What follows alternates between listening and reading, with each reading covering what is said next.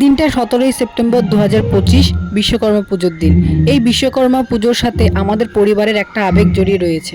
তার কারণ আমার বাবা কাকা জ্যাঠারা সবাই লোহার কাজ করে এবং এই বিশ্বকর্মা পুজোটা লোহা এবং যন্ত্রপাতি রিলেটেড।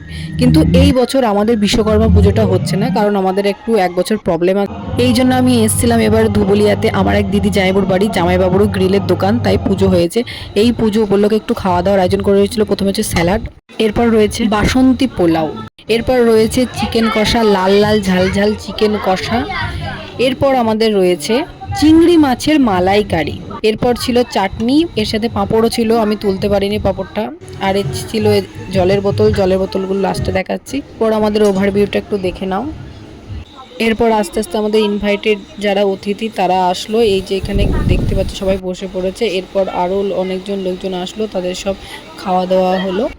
এরপর আমি বসে পড়েছিলাম একটু পোলাও আর একটু চিকেন কষা নিয়ে।